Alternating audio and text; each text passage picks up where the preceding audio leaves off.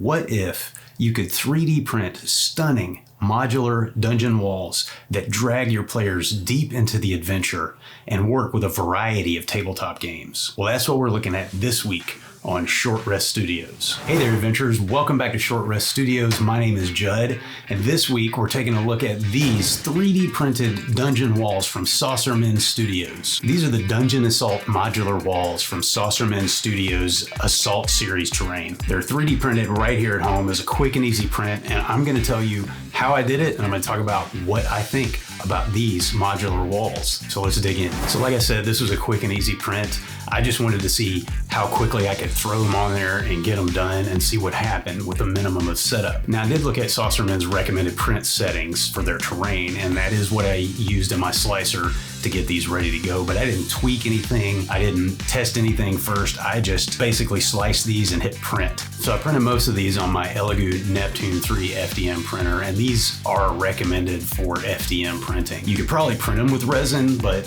the recommended settings and the design themselves were created for FDM printers. I printed on my Neptune 3 with, like I said, basically no setup. I just sliced the files and sent them to the printer. Some of them, though, I did print on my Ender 3 S1 Pro, and you're looking at footage from the camera on that printer right now, which is actually picking up both of those printers. So the settings they recommended were a layer height of 0.2 millimeters, walls 0.2 millimeters, 5 to 10% infill. I went with 10% infill on mine. They recommend 7 top layers, 2 bottom layers, and no supports.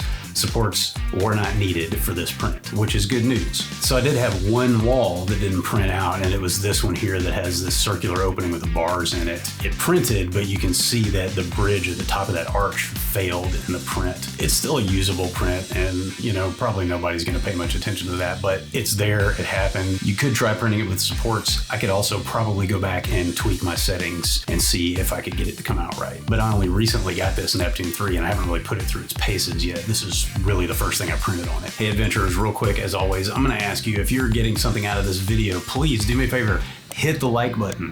And if you want to support this channel, I actually have some great news. I got 3 new affiliate links, places where you can go and purchase the things that you were going to get anyway, and I get a little bit of financial help through that. Game Nerds, Arcana Vault for dice, and Noble Knight Games. I'm affiliates on those. I will put links in the description. Now let's get back into the action. So all in all, I thought these came out great. I had a few small issues, and they're probably really just related to the fact that I did no setup whatsoever, but I just sliced the files and threw them on the printer. There's great detail on these. You look at things like the bricks, the way they're at different elevations from the surface of the wall. Like, I love that detail because it gives you some variation visually, and then when you paint it, it helps create a whole lot of color variation too. It's a nice functional design. The way the junctions hold the walls together just works really well. It's very simple. There's nothing complicated at all about it. And these were actually really fast prints. I mean, they only took a couple hours each, so that's pretty good. And they paint up really nice. I was actually really happy. I painted this one piece as a sample, and I was really happy with the way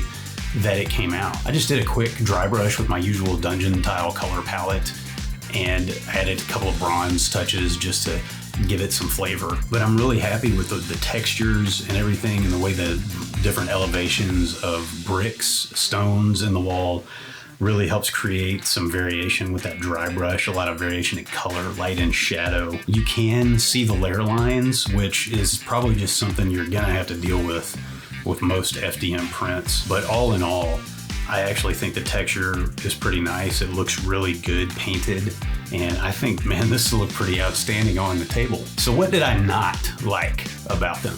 Well, mine don't snap together quite the way that Saucermen suggests that they should. It was impossible for me to pick up a portion of it and move it without something falling off. Now, if I squeezed it just right, I could. If I had a larger set than this, well, you probably wouldn't want to try to pick all those up at once anyway, because just the weight would probably cause it to fall apart. But I didn't feel like they really locked into place the way that it was suggested that they should. Now, that's probably not Saucermen's fault. I probably just need to go in and tweak the dimensional tolerances on my printer. Because there's so much variation, some of the walls and junctions fit together well and some don't. So it's probably down to my printer. Something else that I didn't like, not really an issue with the walls themselves, but I wanted to try them with my dungeon tiles, and they don't really fit together. Because of the way the junctions work and they have a sort of a footprint there, they keep you from being able to put these walls together with dungeon tiles in a way that feels seamless and like they belong together, unless Saucermen decides to make some dungeon tiles that go along with these. So a standard 3-inch dungeon tile doesn't really fit right inside these walls, even though the walls themselves are about 3 inches. The junctions just really make it impossible, but you don't really need it. Frankly, I think you use one or the other, not both, and you get a great experience. I'm not really normally a fan of having walls in my terrain. If I'm using dungeon tiles, I like that because you get a good field of view. The players can see everything that they need to. But looking at these walls with the minis down in the rooms and everything, like it looked pretty cool, man. It gave me a little bit of flashback to when I was a kid playing with my Star Wars action figures or He-Man and Castle Grayskull or something. By the power of Grayskull! Overall, I'm going to give the Dungeon Assault Modular Walls from Saucermen Studios a big thumbs up. They have a really epic look. They're very well designed just from an aesthetic standpoint. They have great detail. They paint up really well. And I think just looking at them, they add a really cool immersive element to your game table. Hey, once again, please like this video if you got something out of it, if it helped you out, if you like the product that I'm talking about here today, please hit that like button, hit subscribe so you know what's coming up next. And before you go, if you're into 3D printing for your tabletop gaming hobby, check out one of these videos, and I will see you next time on Short Rest Studios.